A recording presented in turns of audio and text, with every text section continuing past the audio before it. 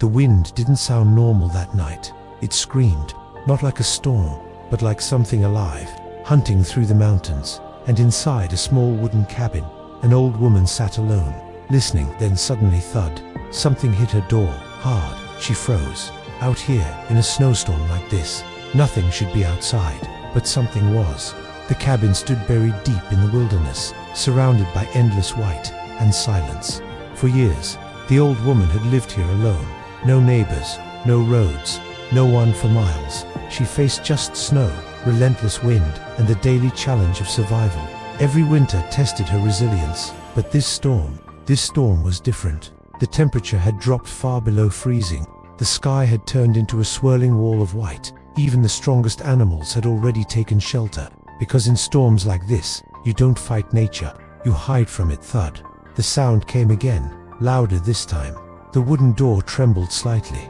The old woman slowly stood up, her hands shaking, not from fear, but from the cold. She looked toward the door, confused. No human could survive outside right now, and no animal would willingly come this close to a cabin during a storm, unless it had no choice. She grabbed her lantern. The flame flickered weakly, fighting the cold air leaking through the cracks. Step by step, she moved closer to the door. The wind howled louder, almost as if it was warning her, or trying to stop her. Her hand reached the handle, then paused. For a moment, she hesitated, because deep down, she knew something wasn't right. Slowly, she opened the door. The storm exploded inside. Snow blasted across the floor. The wind was nearly pushing her back, and then she saw it. A massive bird, collapsed in the snow, its wings stretched wide, barely moving, its feathers covered in ice. An eagle, but not just any eagle, a powerful hunter of the sky.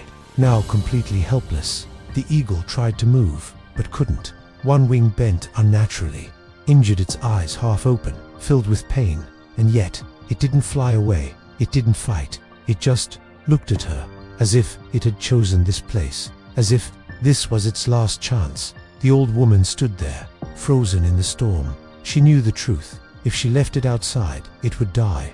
Not slowly, not peacefully, but brutally, in the freezing cold. But bringing it inside, that meant risk. A wild eagle, even injured. It was still dangerous. The wind roared louder. Snow kept falling, covering the eagle's body. Time was running out. The old woman took a deep breath and stepped forward, one step closer to the injured creature, one step closer to a decision that would change everything.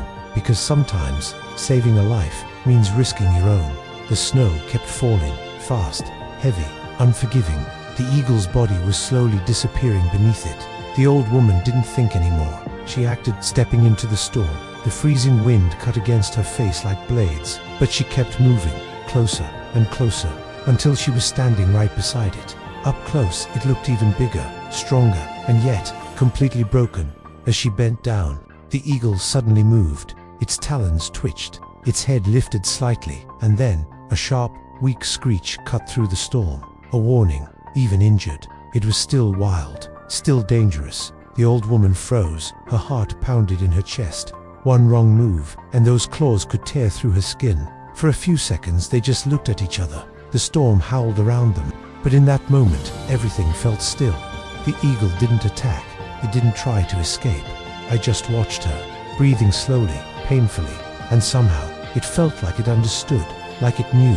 This was its only chance. Carefully, very carefully, the old woman removed her thick wool shawl. She had only protection against the cold. For a second, she hesitated.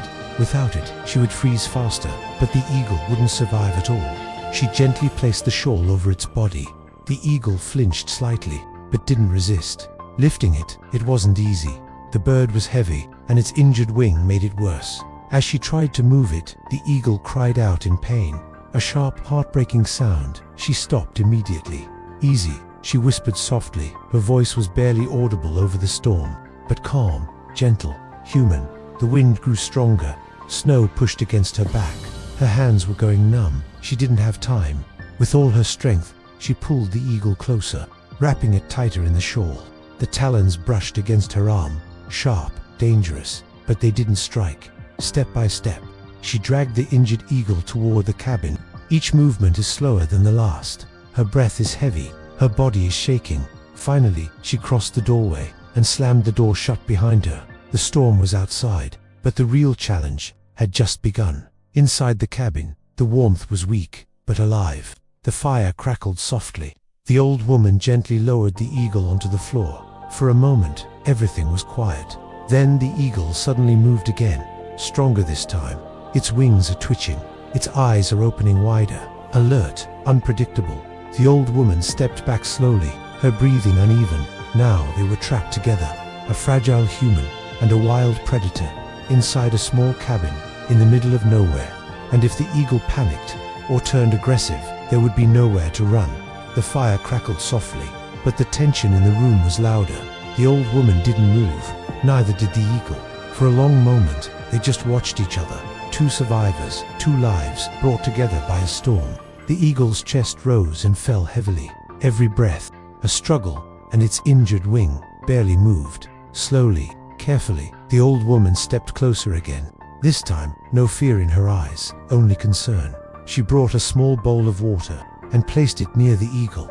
At first, it didn't react. Then, slowly, its head moved, weak, trembling, but trying. The eagle drank, just a little, but enough. And in that small moment, something changed. It didn't pull away. It didn't resist. For the first time, it accepted her presence. The old woman examined the wing, gently, carefully. The injury was bad, swollen, possibly broken. She tore a strip from her own clothing. Her hands were steady despite the cold, and slowly, she wrapped the wing. The eagle flinched once, but didn't fight. Hours passed, then days.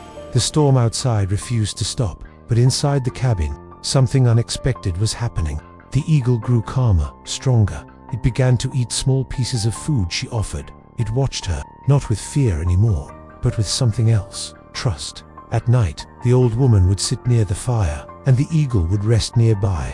No chains, no cage, just quiet understanding. Sometimes, she would speak softly, not expecting an answer, but the eagle would listen as if it understood every word. Then one night, everything changed. The eagle stopped moving. Its breathing slowed, too slow. The old woman rushed closer.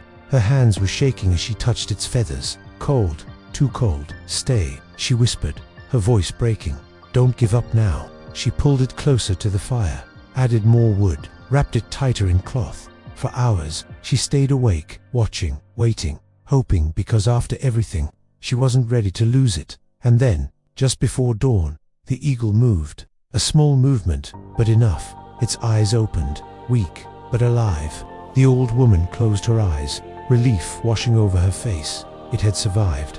Days later, the storm finally ended. Sunlight touched the snow again, and inside the cabin, the eagle stood, stronger now. Its wings are slowly stretching, testing, healing. The old woman opened the door. Cold air rushed in again, but this time it wasn't deadly. It was freedom. She stepped aside. The eagle looked at her. For a long moment, it didn't move, as if it didn't want to leave.